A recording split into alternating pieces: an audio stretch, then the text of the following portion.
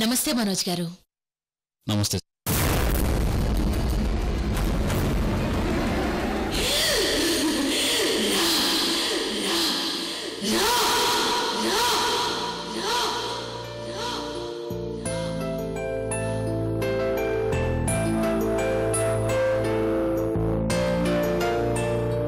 ఎలా ఉన్నారు?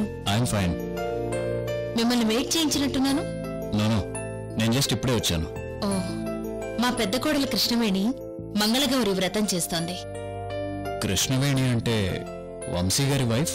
అవును. మీకు పార్థసారథి గారు మా ఫ్యామిలీ ఫోటోలు పంపించారు. అప్పుడు మీరు మా పెద్ద కోడల్ని చూసుంటారు కదా? యా, చూశాను. ఆ వ్రతంలో ఉండి మిమ్మల్ని రిసీవ్ చేసుకోవడానికి రాలేకపోయాను. It's okay. హాల్లో పూజ జరుగుతోంది. ఇప్పుడెలా? రత్నప్రభు గారు, మనం ఇక్కడే కూర్చొని మాట్లాడుకోవచ్చు కదా? ఇక్కడ మీరు కంఫర్టబుల్ కదా? షూర్. ప్లీజ్.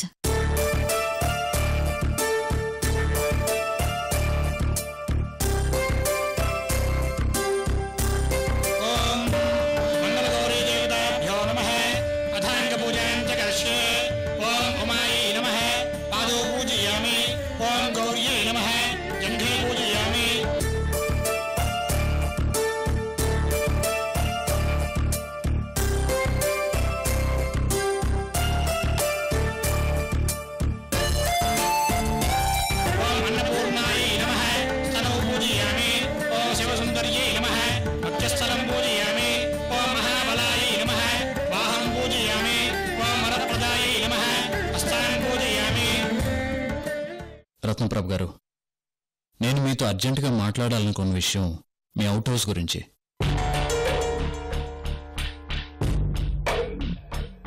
మా అవుట్ హౌస్ గురించా?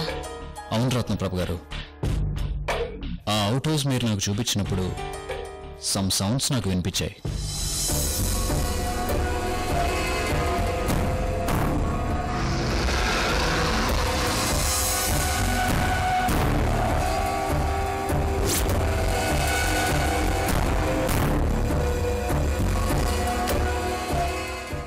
మీ అవుట్ హౌస్లో నెగిటివ్ పవర్స్ ఉన్నాయి. వాటి వల్ల మీరు చాలా ప్రాబ్లమ్స్ ఫేస్ చేయాల్సి వస్తుందేమో అనిపించింది.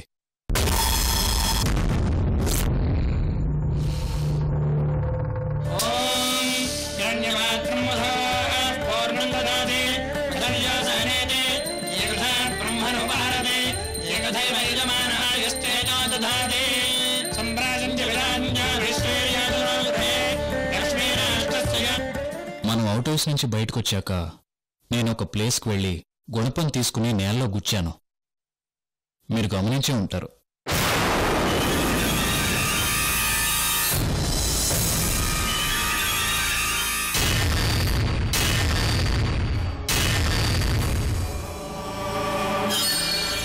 ఆ ప్లేస్లో సమ్ సోల్ కవర్డ్ ఎనర్జీ ఉందనిపించింది. అందుకే అబ్జర్వ్ చేసి ముందుకు వెళ్ళాను.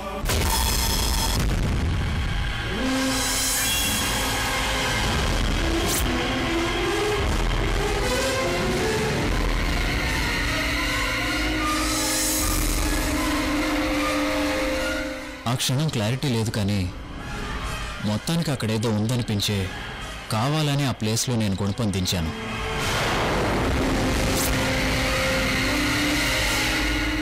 ఆ అవుట్ హౌస్లో వంశీని మీరు చాలా సంవత్సరాలు బంధించి పెట్టానన్నారు.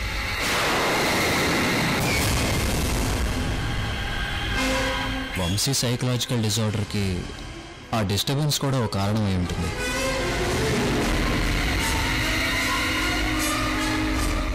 ఆ అవుట్ హౌస్లో మీరు పెట్టిన సీసీ కెమెరా ఫుటేజ్ పరిశీలించాకే నేను ఈ నిర్ణయానికి వచ్చాను.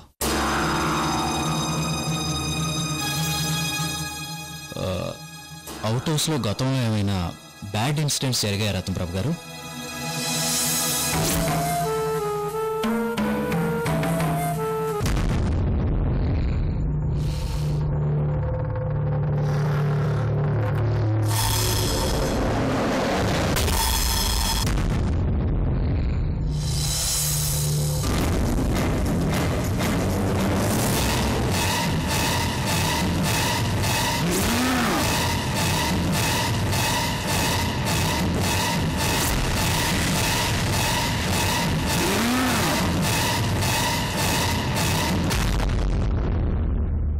రేయ్, నా నేల మీద అడుగుపెట్టిన మొదటి వ్యక్తివి నువ్వు.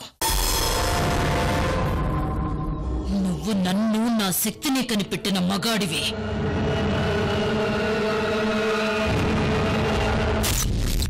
నా గమ్యానికి అడ్డుపడుతున్నావు. ఆహుతైపోతావురా.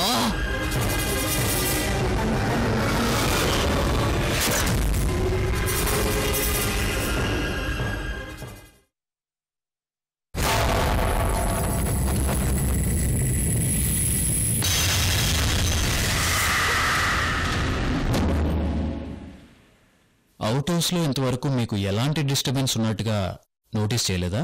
లేదు మనోజ్ గారు, అలాంటివేవీ మాకు అనిపించలేదు.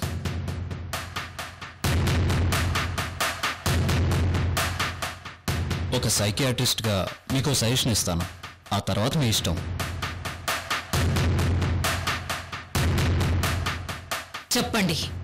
నా మాట మీద మీకు నమ్మకం ఉంటే మీరే ఆలోచించండి. నథింగ్ అంటే వదిలేయండి, మీ ఇష్టం.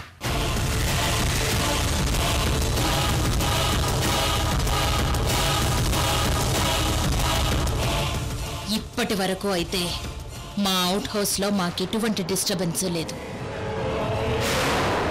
ఫర్దర్గా ఏదైనా జరిగితే ఆలోచిస్తాను మనోజ్ గారు. మంగళగౌరీ దేవతాభ్యో నమః.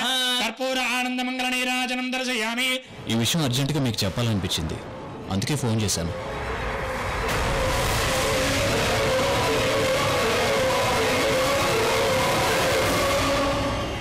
మనోజ్ గారు, మీరు గొప్ప సైకియాట్రిస్ట్ అని తెలుసు. అయినా అవుట్ హౌస్లో మీరు స్పెండ్ చేసింది జస్ట్ ఫ్యూ మినిట్స్.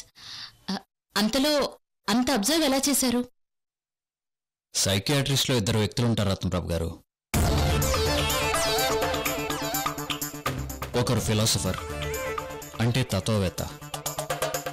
ఎప్పుడూ ఎందుకు అనే ప్రశ్న అడుగుతూ ఉంటాడు. గులాబీ ఎర్రగా ఎందుకుంటుంది, గడ్డి పచ్చగా ఎందుకుంటుంది. ఇక రెండో వ్యక్తి ఆధ్యాత్మిక యోగి. ఎర్రని గులాబీని చూసినప్పుడు దాని అందంలో లీనమై కరిగిపోతుంటాడు. ప్రతిదానిలోనూ మంచిని, అద్భుతాన్ని చూస్తాడు. ఈ ఇద్దరి కలయికే సైకియాట్రిస్ట్.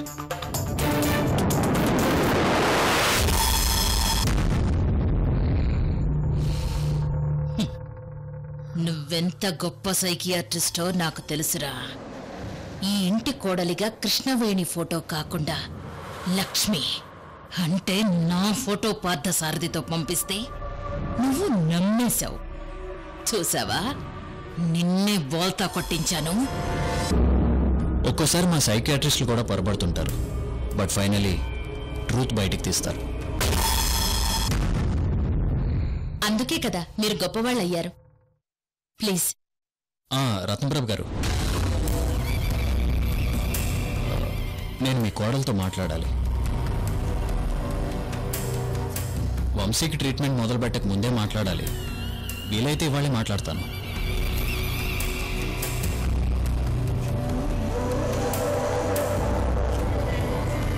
ఓం పార్వత్యై నమః. జననీ పూజయామి. ఓం జగన్మాత్రే నమః. పూర్వ పూజయామి. ఓం జగత్ ప్రతిష్ఠాయై నమః. కటిం పూజయామి. ఓం మూల ప్రకృత్యై నమః. నాభిం పూజయామి. ఓం అంబికా.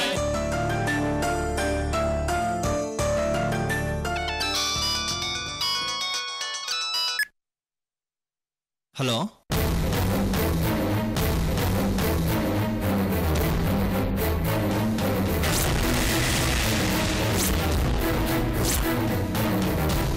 నైట్ డిన్నర్ ఇంట్లోనే ఏర్పాటు చేస్తాను. మీరు రాగలరా? ఆ టైంలో మీతో పాటు మా కొడుకు కోడలు ఇద్దరూ ఉంటారు. అలాగే, మరైతే నేను 8 ఇంటికి వస్తాను. మీకోసం స్పెషల్గా మా కోడలతోనే డిన్నర్ ప్రిపేర్ చేయిస్తాను.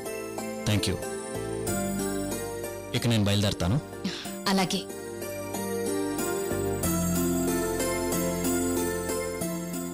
One minute.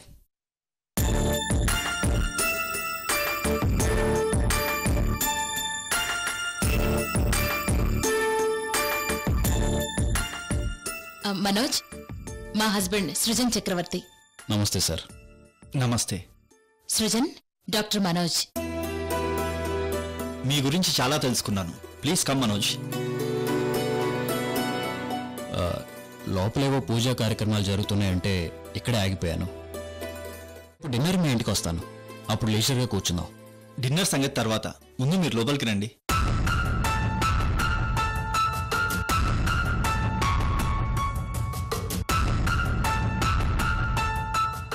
మనోజ్ గారు, ఇంటికొచ్చిన పెద్దవాళ్ళని బయట నుంచి పంపించడం సాంప్రదాయం కాదు.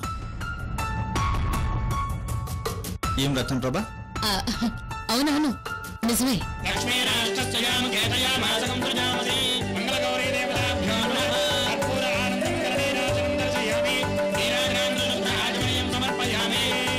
పదండి.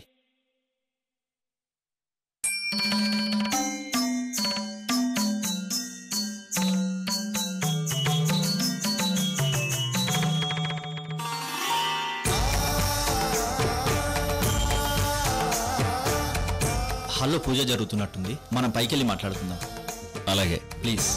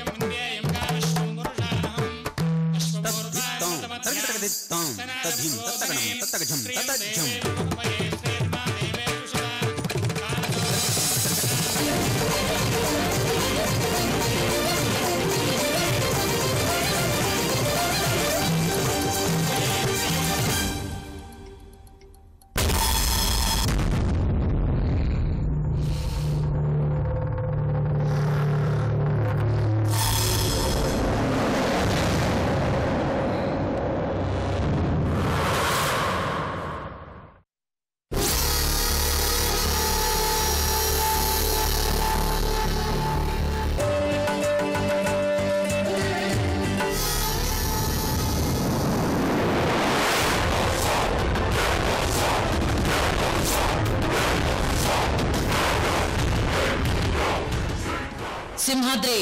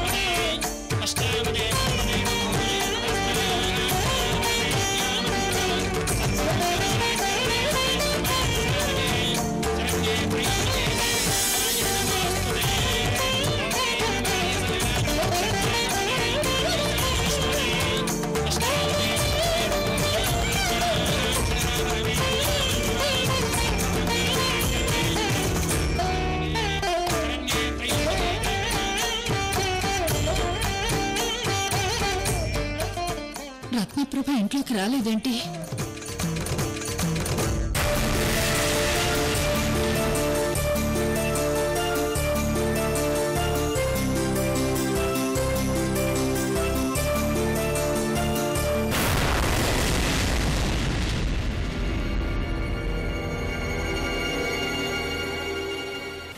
ఇంతకుముందు మీరు మా ఇంటికి వచ్చినప్పుడు మా వంశీని కలిశారా? కలిశాను. నాతో చాలా బాగా మాట్లాడాడు సృజన్ గారు. అవునా?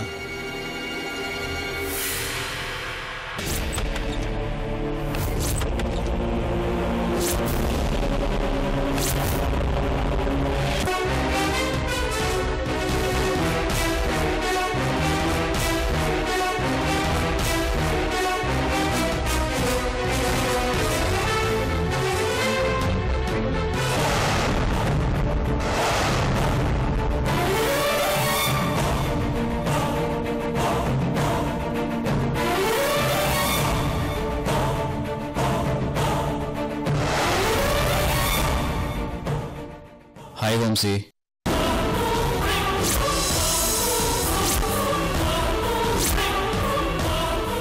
How are you? Fine friend.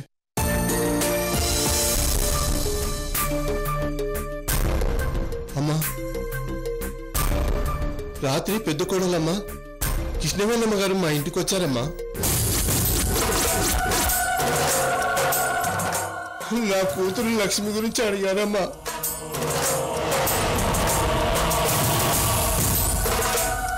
ఆ టైంలో ఇంటికి వచ్చి అడిగేసరికి భయపడినా అబద్ధం చెప్పి పంపించాలనుకున్నాను. కానీ లక్ష్మి ఫోటో చూసేసిందమ్మా.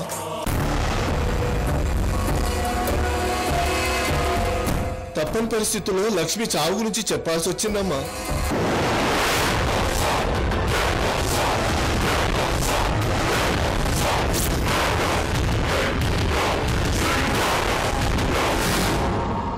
నన్ను క్షమించండి అమ్మా.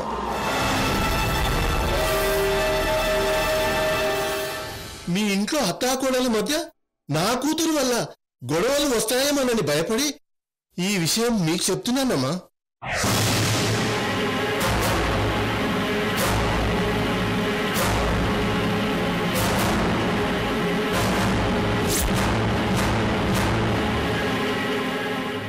ఆ కృష్ణవేణి ఇంటికొచ్చి చావుని కొని తెచ్చుకుంది నాన్న.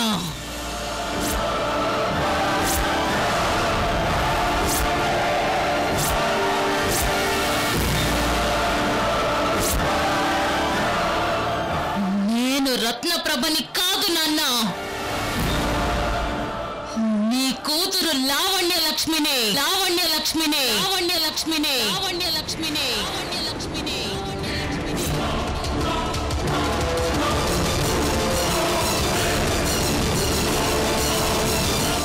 అమ్మా, దీపాలు వెలిగించండి.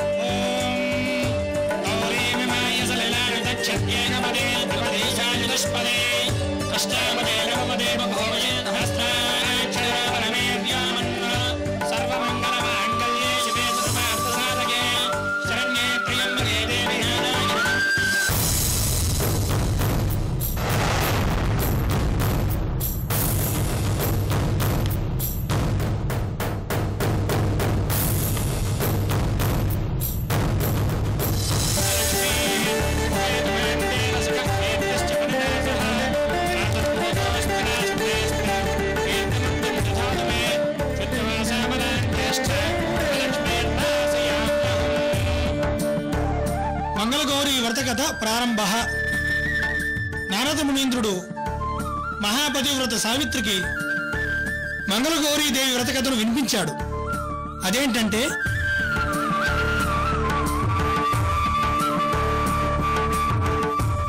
పూర్వము గౌరీదేవి వ్రతము ఆచరించి వైదవ్యమును తప్పించుకొనిన అదృష్టవంతురాలైన ఒక నారీమణి ఉంది.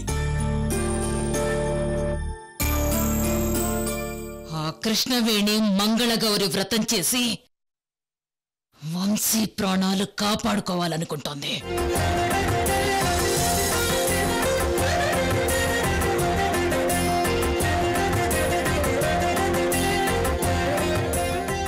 మంగళగౌరి వ్రతం చేస్తే లాభం లేదు నాన్న.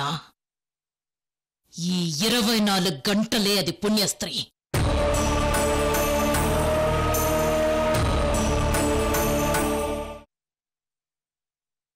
దానికి నేను వైధవ్యం ప్రసాదిస్తున్నాను.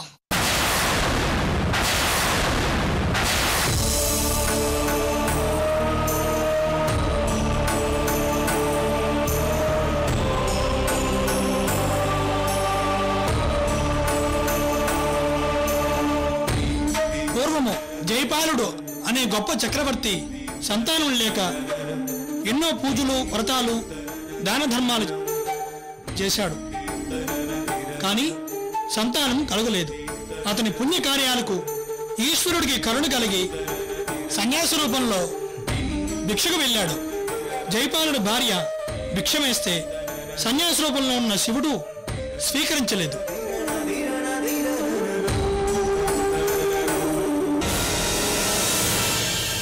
ఈ ఇల్లు నా స్నేహాన్ని చంపేసింది నాన్న.